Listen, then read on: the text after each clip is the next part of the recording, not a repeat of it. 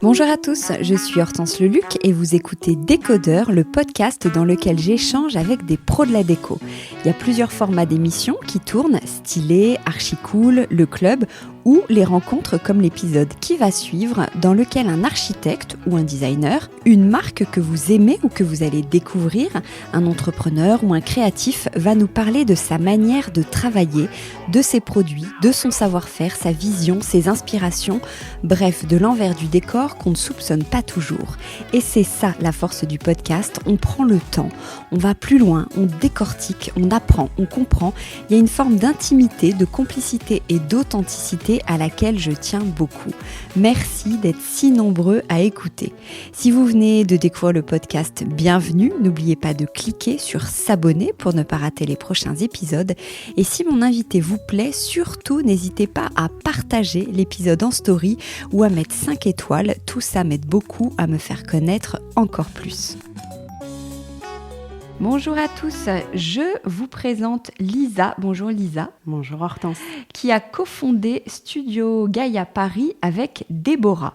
Alors Studio Gaia Paris, c'est une marque qui fait du mobilier et des objets déco en pierre d'exception. Alors ils peuvent être en marbre blanc, rose, vert, en onyx, en travertin, voire un mélange de tout ça. On appelle ça la marqueterie de pierre et c'est d'ailleurs leur grande spécialité. Elles sont au cœur d'une grande tendance, l'envie et le grand retour, enfin depuis quelques années déjà, de matériaux naturels et d'une idée peut-être un peu tribal de retour aux sources, mais dans un style ultra contemporain et d'une élégance folle, voire même d'une certaine féminité. Donc on va parler de tout ça, de savoir comment elles travaillent avec leurs artisans, etc. Mais peut-être qu'on peut commencer. Lisa, on va beaucoup parler de pierre. On parle de pierre naturelle. Comment toi, t'expliques, on l'a vu encore à Maison et Objets cette année avec la Céno de Elisabeth Le Riche, il y a un grand retour de la pierre naturelle. Comment on justifie cette envie ? Alors, je pense qu'on justifie cette envie. On essaie de trouver du sens aujourd'hui dans notre décoration. Donc, on veut peut-être moins consommer rapidement des petits objets de plein de marques différentes. Et l'idée, c'est de mettre un peu plus de temps à trouver la pierre un peu collectible, manifeste, ou la petite table d'appoint qui va faire l'effet waouh dans son intérieur. Donc on va mettre peut-être un peu plus de budget, mais aussi plus de sens dans notre décoration. Qu'est-ce que tu trouves que, c'est une grande question, mais qu'est-ce que la pierre raconte que d'autres matériaux racontent pas ? Qu'est-ce qui te plaît tant, toi, dans la pierre ? Déjà, c'est rien que le nom de Gaïa. Le studio Gaïa, pourquoi ? C'est la déesse de la terre-mère, avec un M majuscule. Donc c'est tout ce que la terre nous offre. Donc nous, on fait tous les matériaux qui sont extraits de la terre. Donc c'était ça le démarrage de Studio Gaïa. Pour nous, la pierre, ça apporte toute la grandeur et la transcendance de la terre, de tout ce qu'on peut extraire. Oui, c'est vrai que la pierre vient de la terre. Ah oui, c'est extrait. Déjà, c'est un peu comme le diamant, tu vois, ça met des millions d'années à se cristalliser, à rendre ces couleurs-là, que tu ailles n'importe où sur le globe, le marbre vert ou l'onyx rose ou l'onyx vert, particulièrement l'onyx, que tu ailles en Amérique du Sud ou vers l'Iran ou l'Afghanistan, parce qu'ils ont des pierres magnifiques, c'est les mêmes appellations et pourtant, c'est pas du tout les mêmes. Après, c'est de la géologie, mais en fonction de tout ce que la Terre nous offre, on n'a pas du tout les mêmes pierres d'un endroit à l'autre. Ouais. Alors peut-être qu'on peut faire, avant de parler de ta marque, des savoir-faire, etc., faire un petit zoom sur peut-être les trois grandes pierres que tu travailles, faire une petite fiche d'identité rapide. L'idée, c'est pas du tout de te coincer. Par exemple, tu viens de parler de l'onyx. Ouais. Qu'est-ce que c'est l'onyx exactement ? Alors l'onyx, ça fait partie donc de la grande famille des marbres. Après, elle est quasiment apparentée à une pierre semi-précieuse, puisqu'elle a une translucidité. Elle fait passer la lumière. D'ailleurs, l'onyx est souvent vu rétroéclairé dans des plans de travail à la base, dans des plans de travail ou des crédences rétroéclairées, puisque tu peux mettre un néon ou laisser passer le soleil. Il y aura des jeux d'ombre, donc c'est pas du tout opaque. Et ça a des veines extraordinaires. Et c'est très fin, c'est très délicat, c'est très pur. Tandis que le marbre, donc de tous les marbres qu'on connaît, du Rosso Levento, du marbre grand antique et opaque, donc ne laisse pas passer la lumière, est beaucoup plus intense en termes de personnalité. Et après, donc associer les deux, cette pureté et cette... pour moi, c'est une pierre féminine et une pierre masculine. Alors, laquelle est féminine et laquelle l'onyx, évidemment. est féminin? Ouais. Pour moi, hein, c'est pas du tout acté, hein, mais c'est comme ça qu'on les ressent, parce qu'il y a des couleurs très pastel. Alors, il y a tout le pan de couleurs qui puisse exister, mais nous, on travaille les couleurs très pastel, qui vont être l'ambre, le blanc, le vert, le rose et le bleu. Mais on les trouve comme ça dans la nature? Oui. Donc, c'est des carrières. C'est de la même façon. Parce que quand c'est du rose, par exemple, on pourrait presque croire que c'est teinté. Jamais de la vie, c'est teinté. Non, alors, il y en a qui peuvent le faire, mais ça, c'est pas du tout nous. On appelle ça inké. Mais j'en ai jamais vu. On m'en a parlé, mais j'en ai jamais vu et je sais même pas ce que ça pourrait donner. Au tout début, nous, par exemple, on travaillait avec une carrière au Mexique. Et l'onyx est fabuleux.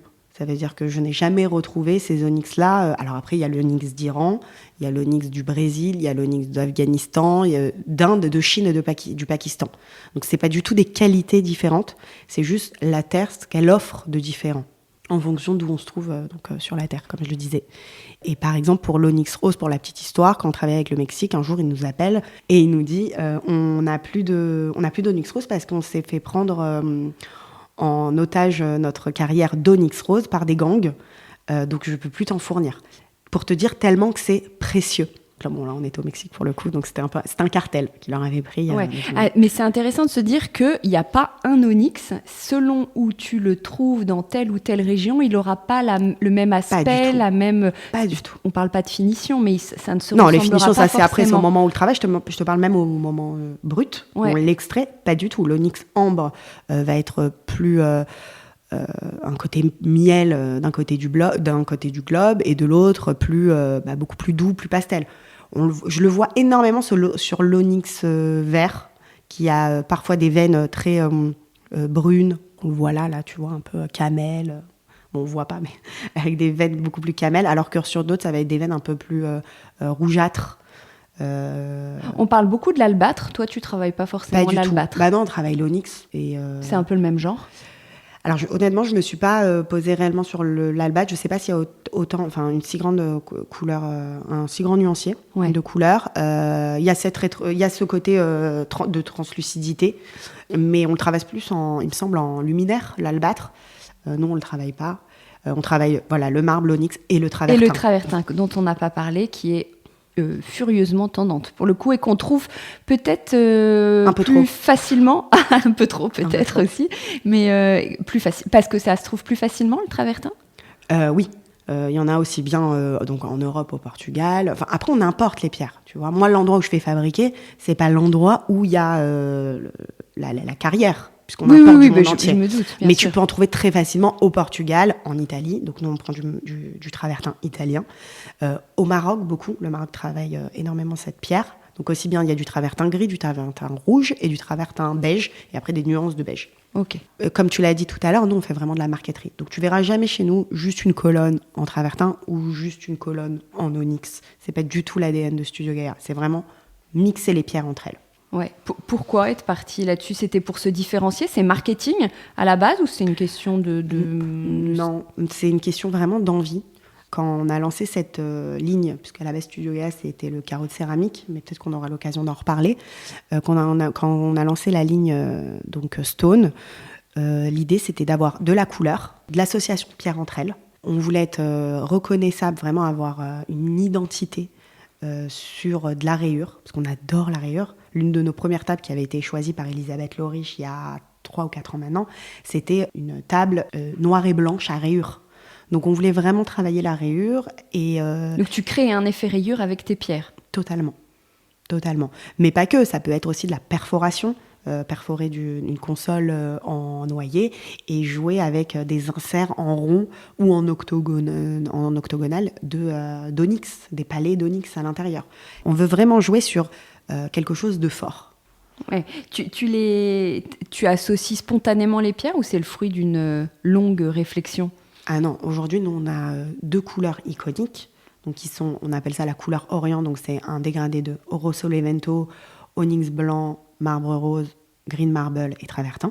Donc, ça, c'est notre couleur Orient que l'on peut revoir sur nos vases, nos bougies, nos piétements de table, nos side tables.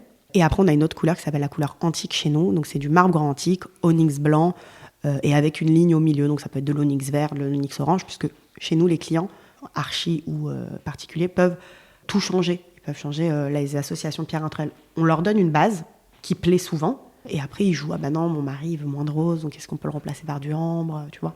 Ou on peut se dire, tiens, je voudrais une table basse en travertin et le cœur, je voudrais que ce soit du marbre rose. On peut faire ce genre de choses ? Ah bah, bien sûr, ça c'est nos tables basses et nos tables à manger. Ah bien oui, sûr. ça c'est le cœur de ton travail. Avec un insert, tu vois, voilà, on peut faire un très beau plateau en travertin. Mais on peut choisir la pierre. Tout à fait. Ouais. Soit le client va nous prendre une table à manger en plateau, en noyer ou en chêne, ou en travertin, ou en rossolemento. Tu fais ce que tu veux. Et dedans, on va aller incruster des inserts qui font effet d'optique de notre piétement de table. Et il choisit ce qu'il veut. Il peut aller casser avec une couleur beaucoup plus claire quand c'est du rossolemento, ou il peut aller mettre... là, on est en train de faire une table en chêne et en noyer, et l'insert est en marbre grand antique.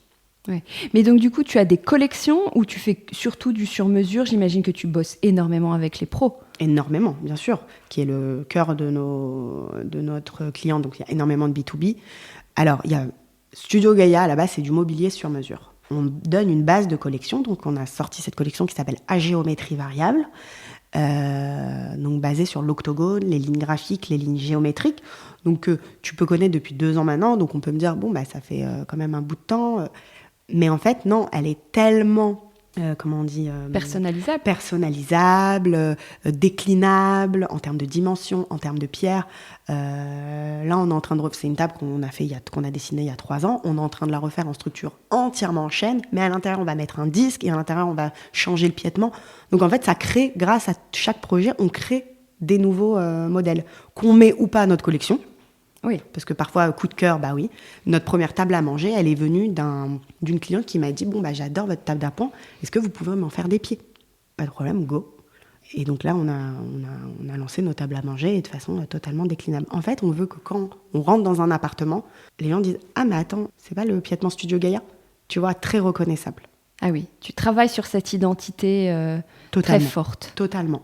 Bah, regarde, une bougie diptyque, ça fait 35 ans, 40 ans qu'ils font les mêmes bougies. Et on adore. Et dès que tu arrives chez quelqu'un ou qu'on te reçoit ça, tu n'as même pas besoin de savoir. La grosse étiquette blanche, tu sais que c'est diptyque.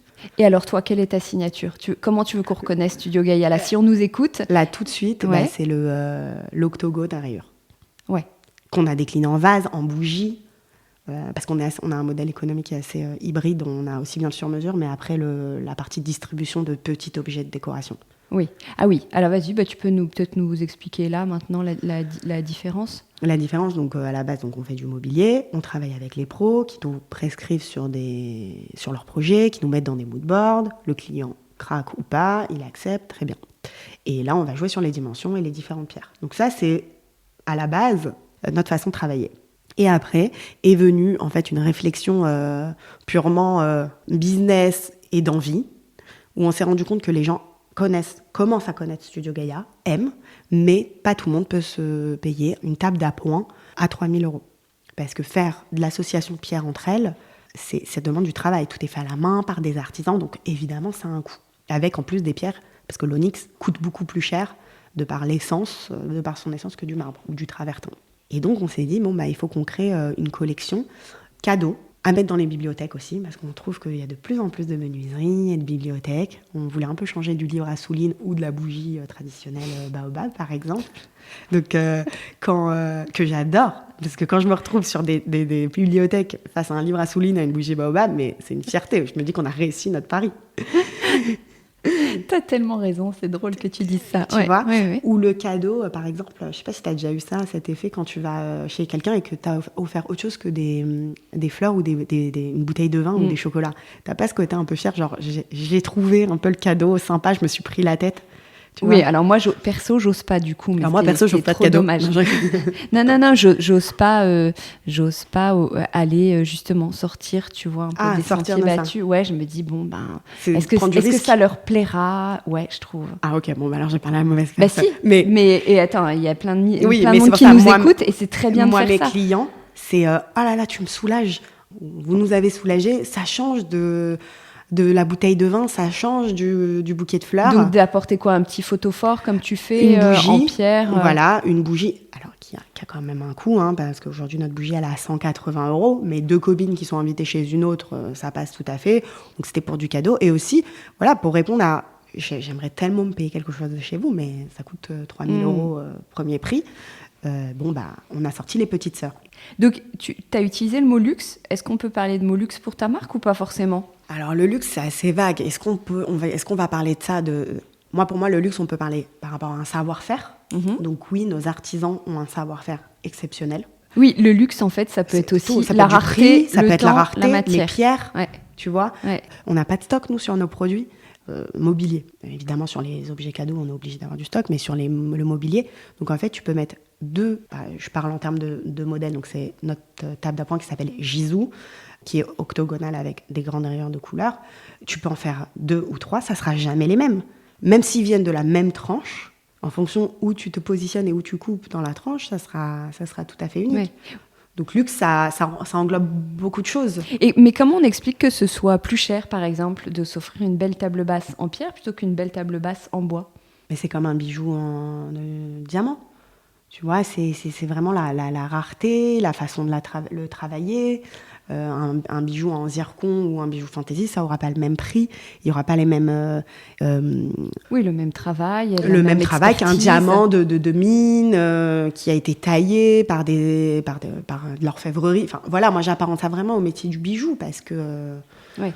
Peut-être on peut dire, ces pierres-là, on a fait un petit peu leur fiche d'identité, mais toi, donc tu les trouves où ? Où est-ce que tu vas les chercher ? Tu as identifié, on parle de carrière, c'est ça ? Oui. Et tu travailles toujours avec les mêmes carrières ou en fait, à un moment donné, elles s'épuisent ? Enfin, pas que avec Studio Gaïa. Non, elles ne s'épuisent pas. Enfin, je ne te parle pas naturellement. Non, il y a plein de paramètres. Comme je te disais, nous, au début, on a commencé avec le Mexique, de par une rencontre et de par quelqu'un qui nous a fait confiance. Parce qu'aujourd'hui, de dire « je vais monter une marque de meubles en pierre », c'est assez ambitieux comme projet au début. Donc, quand tu vas taper à la porte, au début, on a tapé à la porte des marbriers de l'Île-de-France. On est basé à Paris, donc de l'Île-de-France. Ça nous paraissait logique. Après, il y en a des magnifiques dans le sud. Mais c'était une histoire de coût. Alors, ils ont toutes les pierres du monde. N'importe quel marbrier a toutes les pierres du monde. C'était une histoire de coût. Le moindre meuble sortait presque à, 10, 12 000 €. Oui, parce qu'eux se prenaient une marge. C'était eux qui trouvaient les pierres et qui les revendaient. Okay. Évidemment. Et nous, on cherchait quelqu'un qui nous fasse un produit fini. Parce qu'on aurait pu aller, par exemple, chez des Spadaccini ou d'autres qui te vendent juste les tranches. Et après, toi, avec ton petit marbrier, tu crées ton mobilier. Il y a plein de façons de travailler. On a étudié tout ça. On achète la tranche, on le fait faire par un marbrier. Pareil, en termes de coût, c'était trop cher. Donc on s'est dit, malheureusement, on va devoir sortir de la France. On a été voir les frontaliers. Ça a été un travail de 1 an et demi. Bien sûr, j'imagine. On a été voir les frontaliers, donc qui sont l'Italie, l'Espagne et le Portugal. L'Espagne et le Portugal, naturellement, on dit, c'est facile, pourquoi tu fais pas au Portugal ? Donc ils travaillent super bien, mais pareil, aujourd'hui, le Portugal, ils sont remontés en termes de coûts.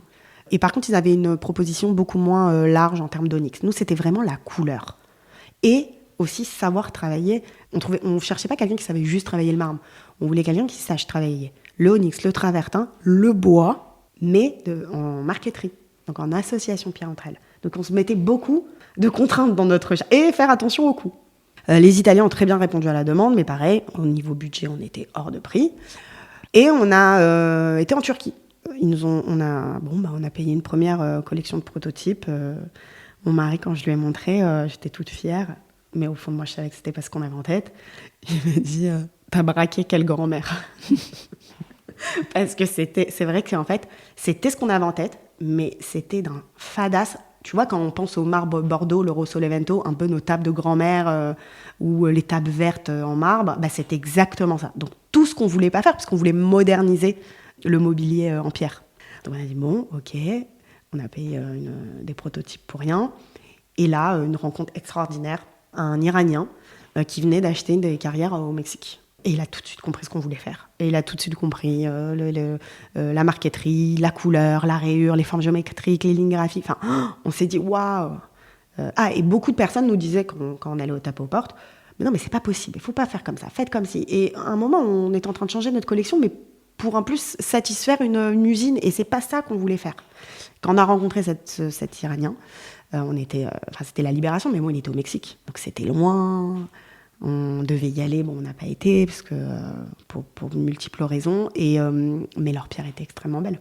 Et après, on s'est dit, bon, c'est un peu compliqué en termes de transport, de logistique. Et même lui, il nous a dit, les filles, bon, vous avez fait une petite collection, maintenant, faut acheter 10 à la commande au mobilier. Et c'était pas du tout le modèle économique qu'on voulait faire et qu'on pouvait se permettre. Donc on a arrêté le partenariat comme ça. Mais quand on l'a revu à Maison et Objets et qu'il nous voit, il était trop fier de nous. Mais alors, parce qu'on a été au bout de cette envie-là. Oui, mais alors, après l'étape d'après, donc ça marchait pas avec le Mexique, donc après tes pierres, ça marchait très bien, on était super contentes, mais voilà. Mais comme je te dis, tu peux les trouver partout dans le monde, les pierres. Et pareil, en fait, moi, si je dois dire quelque chose, il faut se bouger. Il faut d'abord envoyer des emails, parler sur Instagram et tout, mais après, c'est prendre des trains ou des avions et aller faire les salons. Parce que nous, on l'avait rencontré sur un salon, faire Marmomac, qui est le grand salon à Vérone de la pierre et du marbre.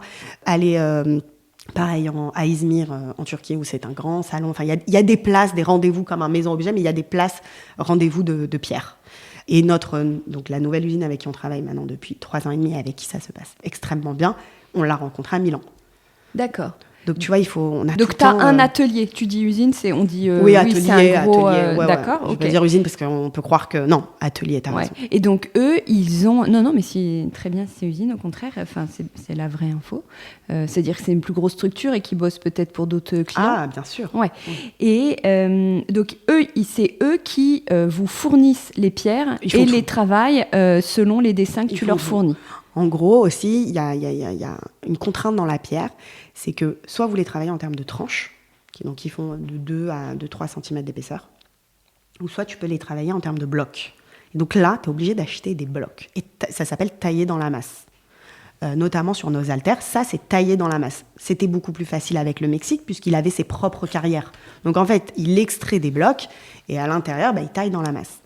Quand tu travailles avec quelqu'un qui achète des slabs, on appelle ça, des tranches de marbre. Après, évidemment, on peut acheter des blocs, mais c'est des blocs qui peuvent coûter des milliers, surtout des blocs d'onyx, ça peut coûter des milliers d'euros, plusieurs zéros. Donc, il y avait aussi une contrainte économique. C'est pour ça qu'on a essayé de travailler de façon intelligente. Après, la personne avec qui on travaille s'occupe de tout. On lui dit on veut ça, ça, ça et ça. Bon, il a déjà énormément de choses en stock. Et comme il a des projets d'envergure, il achète beaucoup. Et aussi, on adore travailler avec les fragments de ses projets. Ça veut dire quoi, les fragments de ses projets ? Les restes. Ah oui. Donc, il lui reste souvent du Rosso Levento, du marbre grand antique. Il va pas aller racheter, tu vois. Au moins, c'est pas perdu. Parce que sur des projets d'envergure, quand il y a des fragments, nous, on va les réutiliser pour les petits produits. Donc, toi, tu y vas souvent ? Non, pas vraiment. Il n'y a pas forcément. Aujourd'hui, on a la chance de travailler. Tu vois, même au Mexique, j'ai jamais été. Les WhatsApp, les Zoom, ça suffit amplement. Mais j'aimerais vraiment y aller. C'est vraiment par manque de temps. Oui. Mais j'aimerais vraiment y aller. Alors, lui, il vient beaucoup à Paris, de toute façon. Ah oui. Juste dans la création, moi, je suis une cliente. J'ai besoin de te commander une table. Quel est tout le procédé créatif et combien de temps jusqu'à temps que je reçoive ma table basse ? Alors, nous, il y a une grande chose, c'est chez Studio Gaïa, je ne sais pas si c'est une qualité ou un défaut parfois, mais on est très agile et très réactif. Ça veut dire que tu peux nous trouver partout. Sur Instagram, on répond dans l'heure, par email, par WhatsApp, tu peux trouver tous nos contacts. Juste parenthèse, pourquoi ce serait un défaut ? Parce que parfois, c'est pas pour moi, c'est pour mes proches. Moi, c'est 24-24, 7 jours sur 7. D'accord, je comprends. Voilà. La dernière fois, j'avais une cliente à 23h un dimanche. Le lendemain, c'était sa livraison. On fait les derniers cadrages à 23h. Moi, j'ai pas cette notion-là. Peut-être que des fois, c'est un peu trop, mais toi, ça te dérange pas ? Non, mais moi, pas du tout. Ouais. Moi, pas du tout. C'est tout le temps. Parce que souvent, au contraire, ce sont les pros qui freinent un petit peu leurs clients. Les archis, par exemple, elles sont quand même débordées à ce niveau-là. Et les clients qui écrivent justement le samedi à 18h, les architectes, ça les saoule, ce qu'on peut tout à fait comprendre. Parce bien sûr. Elles, leur travail, pour n'importe qui, c'est le lundi. Non, par contre, les seules fois où vraiment je coupe, c'est quand je suis en vacances réelles. Ouais. Je suis partie. Tu vois, avec mes enfants, voilà. Mais quand je suis dans mes week-ends... mes week-ends... T'es passionnée. Ouais, total. Donc, en gros, on est très facilement joignable. Suite à ça, aujourd'hui, on a une très belle banque d'images de tous nos projets 3D ou réels qu'on a proposé à des clients. Donc, souvent en termes de réactivité, parce que chaque devis est différent. Donc, chaque devis, je dois me poser avec l'atelier en fonction des pierres qu'elle a choisies, en fonction des dimensions. On peut faire une table ronde de 1 mètre de diamètre, mais jusqu'à un plateau oblong, jusqu'à 2,80. Tu vois ? Donc, s'il est en chêne, s'il est en noyer, s'il est en travertin, c'est pas les mêmes devis. Mais aujourd'hui, je commence à être assez autonome, en tout cas. Il y a plein de choses sur lesquelles je suis autonome. Et aussi, on a un site internet où tu as de base tous nos tarifs de notre collection de base. Là, tu m'avais posé la question sur mesure. Donc, suite à ça, donc je t'envoie plein de photos, on échange. Tu peux venir au showroom à Paris 16e ou pas. On peut se parler par WhatsApp, vidéo, Zoom, vraiment tout ce que tu veux. Et après, on définit ensemble tes dimensions, les couleurs que tu aimes.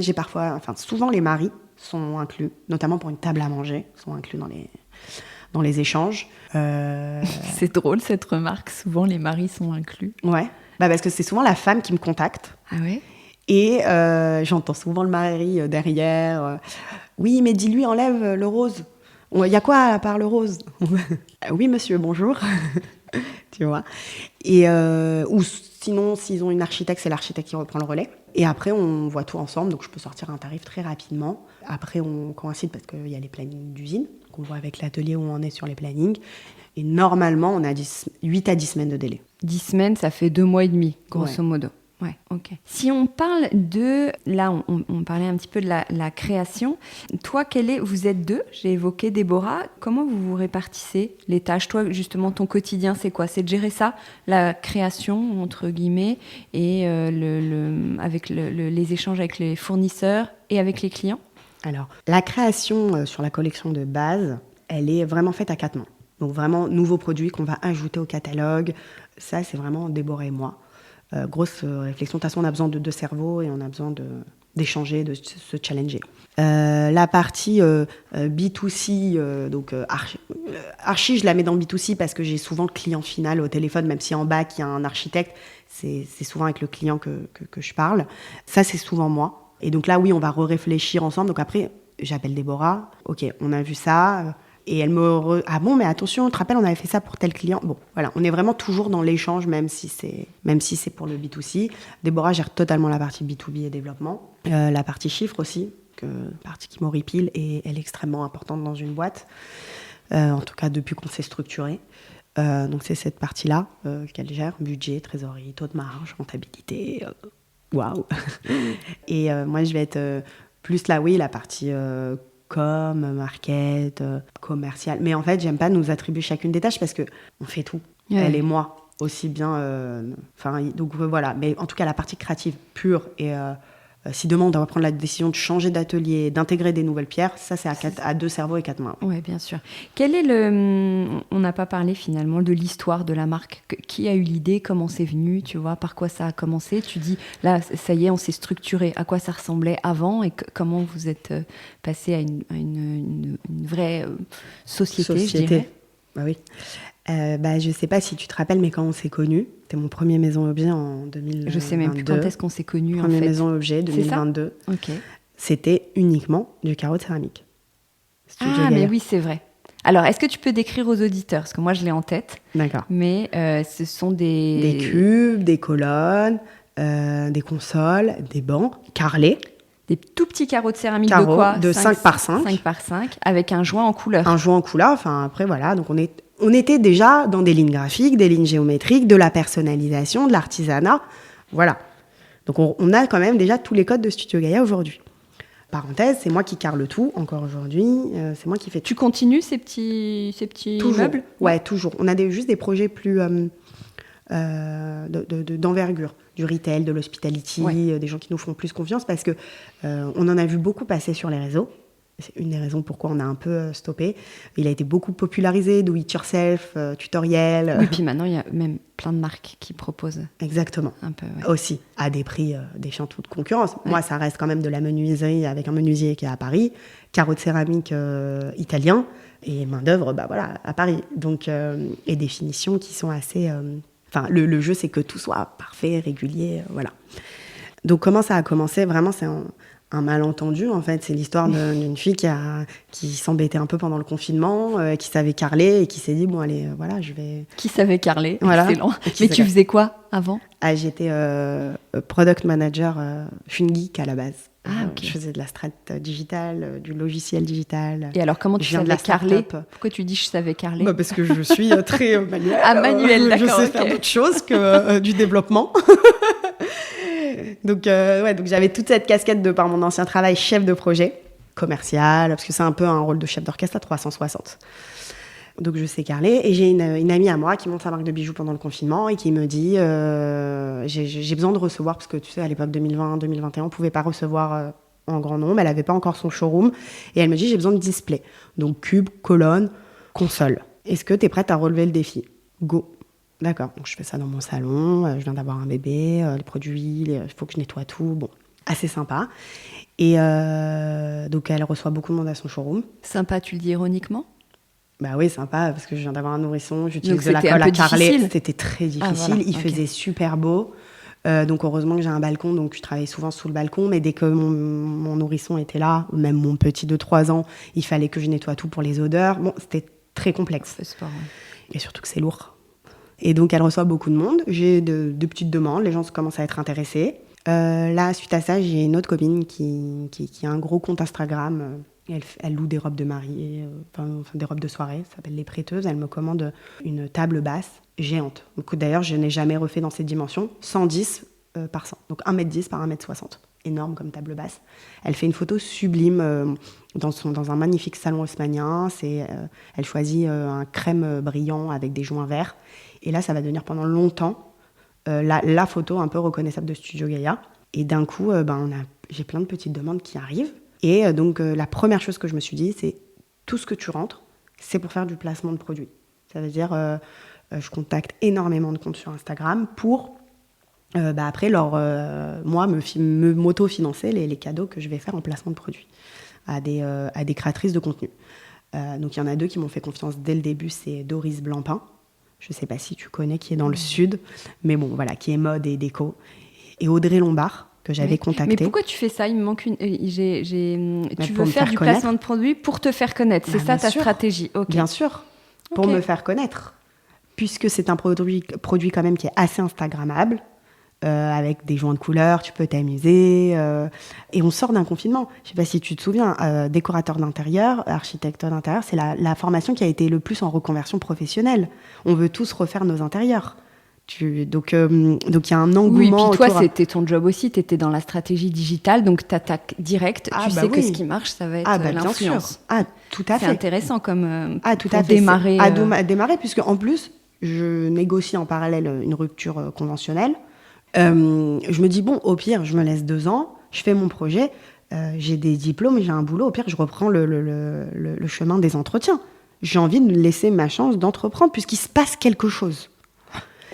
Bon, entre-temps, le mois d'août, mon mari me dit, bon, là, par contre, il va falloir trouver un endroit où faire ça, parce qu'il commence à en avoir pas mal. Donc, je trouve un petit appart, un peu vide, voilà, au premier étage. Et Audrey Lombard, Doris Blancpain, ça a été un vrai tournant. En fait, Audrey Lombard a refait son appart avec Caroline Andréoni. Et c'est les équipes de Caroline Andréoni, parce qu'elle m'avait suggéré. Donc moi, je me dis, waouh, les équipes de Caroline Andréoni, elles m'appellent. Alors que pour moi, je ne fais que carreler, en fait. Il n'y a pas une histoire de monter un business. Alors, il y a toujours eu une image de marque, parce que la première chose que j'ai fait, c'est un site internet, un logo, un Instagram, nickel, des photos, nickel, du contenu, nickel, des visuels, nickel. Ça a toujours été... Tu ne savais pas... Voilà, il n'y avait pas de structure, et tu n'avais pas de vision. Pas du tout. Tu faisais ça comme ça, un peu spontanément. Ouais. Et ça fonctionnait. Et il y a une amie à moi qui m'a dit, tu sais, Lisa, c'est super ce qui est en train de se passer, mais fais attention, je trouve qu'on en voit beaucoup, et des fois pas bien fait. Et moi, je le voyais, mais j'avais plein de petits comptes qui commencent à fleurir. Il faut toujours quand même que tu aies une longueur d'avance, parce qu'à un moment, d'ici 3-4 ans, la tendance, elle va descendre. Elle est tellement forte, il est tellement fort ce carreau, tu sais, à rayures, les couleurs, tout ça, qu'à un moment, la tendance, elle va un peu peut-être redescendre. Est-ce que tu pourras baser tout ton business là-dessus ? Et surtout, scaler mon business. C'est-à-dire quoi, scaler ? Oh, la géante, pardon. C'est quoi ? Non, c'est moi, scaler, ça veut dire quoi, en fait, déjà ? Là, moi, c'est très artisanal. Tu me commandes tu me commandes un produit, c'est moi qui le fais à la main. Je ne peux pas le développer, l'industrialiser, le processer. Tu vois, évidemment que je peux. On m'a toujours dit, mais pourquoi tu ne prends pas des gens pour le faire avec toi ? Parce que ce n'est pas la même chose. Moi, il m'appartient encore le carreau. Moi, j'adore le faire. C'est comme, je sais pas, un peintre ou un sculpteur. Il ne va pas dire, fais-moi ma peinture. C'est peut-être très égocentrique de dire ça, mais c'est juste pour te montrer l'image. Donc, l'idée, c'est de processer et industrialiser le business. Donc là, je commence un peu à réfléchir. Je me dis, en fait, oui, elle a raison. Et c'est ce que je ressens au fond de moi. Alors, peut-être les gens ne le ressentent pas encore, mais c'est à un moment, il va descendre le carreau. Et j'ai toujours eu donc Déborah dans la tête. Elle ne le savait pas, mais je l'ai toujours eu dans la tête. Et un jour, je lui dis, est-ce qu'on peut aller déjeuner ? Voilà. Il y a toujours eu aussi la Pierre en bac. J'avais envie de faire du beau, de grandir, de structurer, de penser, faut être honnête, taux de marge, rentabilité, des KPI qui structurent une boîte.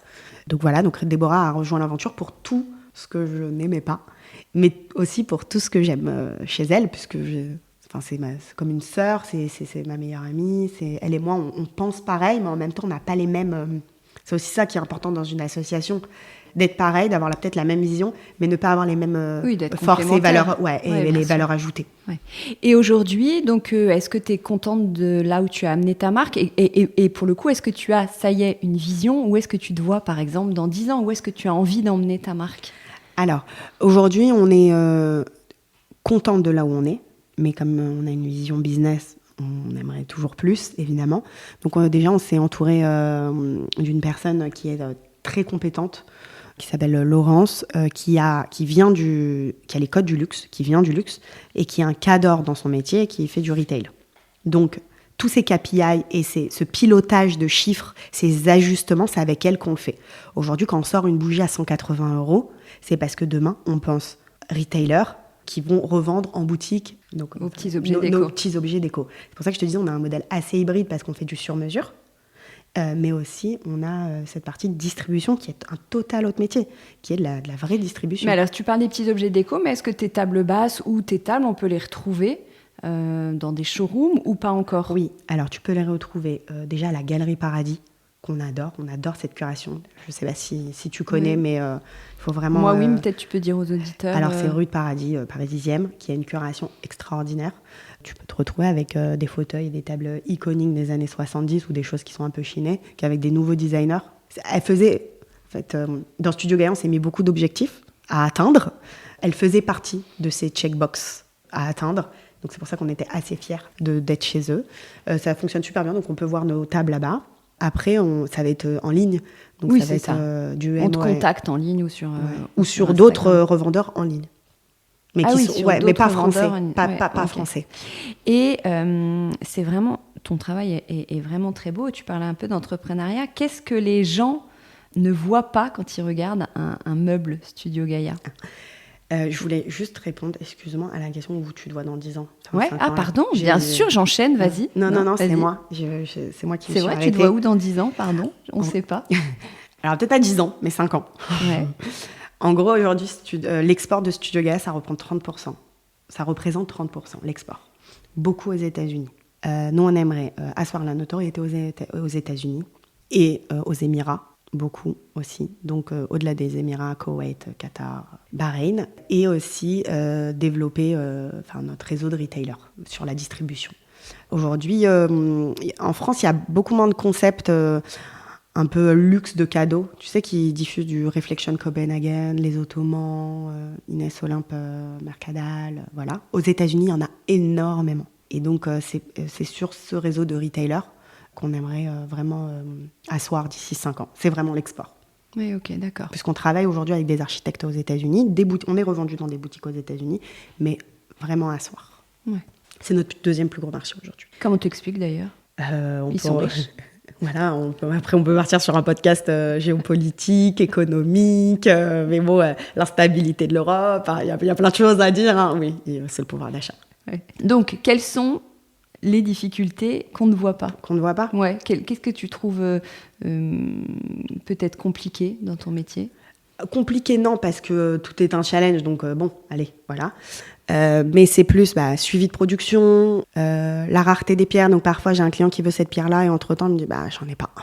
Va falloir attendre un peu. Ok. Le client aussi qui est un peu, je devrais peut-être pas dire ça, mais déformé Amazon. Non, on fait un produit lent, un produit donc extrait de la terre, artisanal.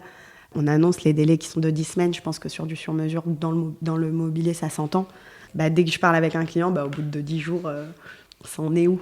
C'est normal, c'est logique, je comprends, il est pressé, on l'a pensé ensemble, mais Amazon a un peu déformé nos attentes.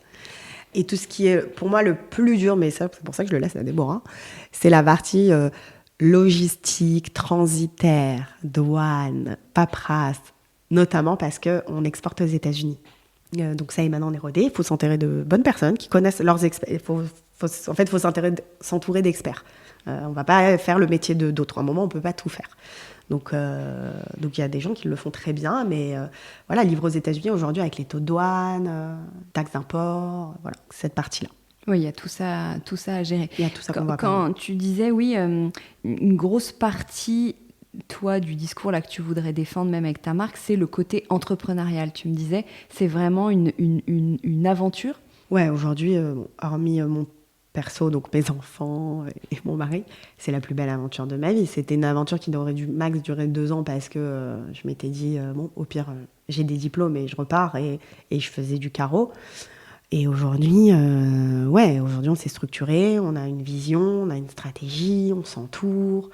Donc, c'est l'entrepreneuriat, en fait, il faut être passionné. Il faut accepter les échecs, il faut accepter qu'à un moment, en plus on fait un produit qui a un coût, que c'est pas le bon moment, il faut arrêter de s'emballer aussi. Combien de fois on s'est emballé, t'as un hôtel qui t'appelle pour un projet incroyable, bon finalement c'est pas toi qu'ils ont choisi. Faut avoir, il faut être, je pense, aimer ce que tu fais, mais en même temps avoir les reins solides émotionnellement. Et en même temps sortir tout le temps de la créativité, savoir se renouveler. C'est pour ça qu'on a sorti les objets de décoration, répondre à une demande, se remettre en question tout le temps, et savoir pivoter. Après, Déborah et moi, on vient d'une famille tous nos parents sont entrepreneurs. Donc on a peut-être baigné là-dedans. On a les deux des parents qui ont créé des boîtes, ou des frères et sœurs qui ont créé des boîtes. Donc je pense aussi, on a été nourris de ça. Et on est entouré, donc dès qu'on pose une question, même mes amis, en fait, quand je fais la liste, toutes mes copines sont entrepreneurs dans divers domaines. Hein. Donc voilà, et ça ronge, mais dans le bon sens. Et parfois, dans le mauvais, parce que il y a des hauts, il y a des bas, surtout dans le secteur du mobilier. Oui, comment tu trouves quel est ton regard sur le marché pour toi? Tu trouves que c'est difficile ou comment va le Il y a 1 an et demi, j'étais assez inquiète. Pareil, je vais faire la blague de l'instabilité économique et géopolitique et politique même de la France, mais c'est à moitié faux ce que je te dis, parce qu'aujourd'hui, les gens épargnent beaucoup. Quand ils veulent dépenser, c'est normal, c'est dans des souvenirs, dans des vacances. C'est vrai que le guéridon Studio Gaïa à 3 000 €, il passe au 4e et 5e plan. On est souvent aussi en début de projet archi, on est dans les moodboards, on est très souvent aussi il y a 1 an et demi, je trouve que là, les choses ont beaucoup, beaucoup changé. On va être dans les moodboards, le client a le budget, sauf qu'arrivé en fin de projet, il n'y a plus de roll-up, parce qu'entre-temps, il y a eu tellement d'imprévus, le coût des matières premières qui a énormément augmenté. Et donc là, on est dans un cycle où en fait, la personne les clients ont déjà fait leurs travaux, ils sont installés depuis 1 an et demi, et maintenant ils reviennent vers nous, parce que ça y est, ils sont un peu sortis la tête de l'eau. Et c'est pour ça intentionnellement, on s'est tourné vers des marchés beaucoup plus forts et plus porteurs, qui sont les États-Unis ou les Émirats. Ouais. Tu disais qu'on s'est rencontrés pour la première fois à Maison et Objets. Cette année, tu as fait Maison et Objets? Non, c'est plus un salon qui t'intéresse forcément. Non, pas du tout, c'est pas ça. C'est que déjà, on a adoré le faire. On a rencontré des gens extraordinaires. Toi, Elisabeth Le Riche, qui nous choisissait tout le temps. C'est juste qu'on a trouvé une nouvelle façon de le faire. On est dans le off. Cette année, on était chez la Maison Le Lièvre et on s'est fait une très belle base de donner un très beau réseau grâce à Maison Objet. Là, je travaille avec une architecte texane pour un projet à Venise. Quand elle m'a dit Venise, je croyais que c'était Venice Beach, à Californie. Non, c'est Venise, en Italie. Elle me dit qu'elle nous a connus à Maison Objet. Donc, tu vois, en fait, rien ne sert à rien. Tout ce qu'on a fait, on sait que ça sert. On s'est fait une très belle base de données. À un moment, on veut vraiment la peaufiner, la travailler, la chouchouter. Parce que prendre le scan, les gens qui ont fait Maison Objet, ils savent, tu scannes. Non, on veut vraiment les travailler. Et aujourd'hui, voilà, c'est pendant les Design Week, on reçoit notre showroom et on prévient, voilà, on est là, hein, mais on fait une petite pause. Ouais. Dans quel lieu tu rêverais de voir tes pièces ? Nous, ce qu'on aimerait aussi, pour te dire où tu te verrais dans 5 ans, on aimerait vraiment développer l'hospitality et le retail. On a commencé un peu donc, pour répondre à ta question, on a fait un projet à Mandara Oriental à Costa Navarino en Grèce. Voilà, c'est des hôtels d'envergure, c'est vraiment l'hôtellerie qui nous fait rêver. Et donc là, on a commencé avec une agence qui s'appelle Les Choses, notamment avec Marie Dupin, qui est une ancienne de chez Nelly Rodi. Je ne sais pas si tu as entendu parler de cette agence. Donc on est très fiers de faire partie de son aventure. Oui, parce qu'elle se spécialise, Marie, elle va représenter en fait l'agence, enfin les marques, les petites, c'est pas petites marques, ça fait les designers, les artisans, parce qu'elle a une curation extraordinaire. Ouais. Mais ça va de la tapisserie, luminaire, céramiste, mosaïste, voilà. Pour justement te faire entrer dans le milieu. Oui, elle va être agent d'hospitality et retail. Parce que nous, on a fait équipe hôtel, on a essayé de taper aux portes, mais c'est souvent des groupes derrière, c'est très dur. Et honnêtement, on n'a pas le temps. Donc, comme je te dis, il faut s'entourer de gens qui savent et qui savent faire et qui ont leur carnet d'adresse. Donc, on commence déjà avec Les Choses et Marie et Anne-Charlotte. Donc, on est trop pressés. Donc, vraiment, nous, c'est l'hospitality. Nos petits produits sont vendus à l'hôtel Crillon. L'hôtel de Crillon. Ah oui, moi aussi j'avais appris, on ne dit pas l'hôtel Crillon. L'hôtel de Crillon. Donc, ouais, nous c'est l'hospitality qui nous fait rêver. Ouais, ok. Chez toi, c'est comment ? Il y a en style déco, ça te sert c'est un showroom Studio Gaïa chez toi ? Ou justement, tu as du bois et tu as envie d'autre chose ? Le cordonnier, mal c'est. Chez moi, non, il n'y a pas de personnalité. En fait, je crois que je mets. Comme je t'ai dit, c'est 7 jours sur 7, 24, je mets tellement et tout pour les projets de nos clients que j'ai un peu abandonné chez moi. Mais ça y est là. Toi qui vois du beau toute la journée, t'as pas envie de rentrer chez toi et d'avoir un bel appartement ? Non, mais c'est très beau. C'est très beau, c'est bien décoré, c'est propre. mais non, il va pas y avoir des meubles signatures. Je n'ai même pas de table de chez moi. Ouais. Non, mais pas forcément des meubles signatures. Attends, tu peux avoir des meubles chinés ou quoi, mais je veux dire, est-ce qu'il y a un style ? Et surtout, il n'y a pas forcément beaucoup de meubles studio. Non, je crois j'ai ma première table basse que j'avais fait à titre d'essai. Non. Si, voilà, j'ai une table à manger que j'adore, qui est NV Gallery, mais je vais avoir aussi bien du Ikea. Moi aussi, j'ai un très beau canapé West Wing, mais je trouve en fait que c'est pas coordonné. Ouais. Okay. Voilà, c'est plus ça. Dernière question un peu culte dans Décodeur. Si tu faisais un dîner autour d'une très belle table que tu as imaginée, dessinée, fabriquée, et que tu invitais 6 personnalités, qu'elles soient connues ou pas, décédées ou pas, qui seraient tes invités d'exception ? Ok. Bon, je la connaissais, la question, je l'ai un peu anticipée. C'est que je te l'ai pas envoyée avant, mais non, comme mais je sais que t'écoutes le podcast... je l'ai un peu anticipée et on en a parlé avec Déborah. Il y a Kelly Wessler, j'espère que je n'écorche pas son nom, mais... Oui, moi non plus, je ne sais jamais comment on dit. Mais donc, cette archi-américaine, mais qui détruit tous les codes, un peu la Madonna, mais qui est aussi bien... Parce que nous, on aime le beau, mais dans tout, les bijoux, la mode, tout, tu vois, c'est un ensemble. Il y a Helena Rubinstein, qui a monté un empire, enfin, tu vois, qui a démocratisé le maquillage moderne, le mascara, le rouge à lèvres, c'est elle qui a inventé le rouge à lèvres en stick... Voilà, parce que nous, tous nos modèles, c'est des noms de femmes, c'est très important. Des femmes qui ont fait des choses, qui ont créé, donc d'une aviatrice à Marie Curie, tu vois. Ouais. Donc Helena Rubinstein, Patricia Urquiola qui nous a vraiment inspiré sur nos premières collections et qui nous a fait comprendre que ce qu'on avait en tête, c'était possible de le faire. Parce que nous, on pensait plein de choses et on s'est dit, c'est peut-être impossible. Mais non, en fait, avec la pierre, beaucoup de choses est possible et c'est elle qui nous a prouvé que. Et donc ça, c'est 3 femmes. Bon, on pourrait faire un dîner avec 6 femmes, mais on va faire quand même de la parité. Donc Mathieu Lehanner, dont on admire le travail, commande un objet, il va te le rendre quelque chose de manifeste et bon pour tout ce qu'on... Mais on l'appréciait avant les JO, je tiens à le dire. Et on connaissait son travail avant les JO. Et un acteur qu'on adore, qui est Raphaël Quenard. Excellent. Ok, super. Et toi, tu veux venir dîner ? Moi, je veux venir... Ah, carrément. Moi, j'accepte volontiers de venir dîner. Ah bah oui, avec plaisir. Tiens, c'est marrant. T'es la première personne qui m'invite, je n'y ai jamais pensé. Enfin, t'es devant moi, je vais pas dire j'organise un dîner. Sans toi, c'est grâce à toi que ce dîner existe. Ah, c'est trop drôle ta remarque. Écoute, merci beaucoup pour tout ce que tu nous partages et bravo pour ce que tu fais. Merci Hortense de ton invitation. Ciao. Décodeur, c'est terminé pour aujourd'hui. Merci beaucoup d'avoir écouté en entier. Si vous avez aimé, n'oubliez surtout pas de vous abonner au podcast pour ne pas rater les prochains épisodes et retrouver tous ceux qui ont déjà été enregistrés. N'hésitez pas non plus à le partager en l'envoyant à vos proches qui pourraient être intéressés ou en story Instagram. D'ailleurs, on peut se retrouver sur le compte Décodeur où je poste très régulièrement. Et si jamais vous avez 15 secondes, n'oubliez pas de laisser 5 étoiles ou un avis. C'est juste sous la liste des épisodes. Non seulement ça me fait très plaisir évidemment, mais dans la jungle des podcasts, plus on a de notes, plus on se fait remarquer, ce qui est très important pour moi. Voilà, merci beaucoup et à très bientôt alors, ici ou ailleurs.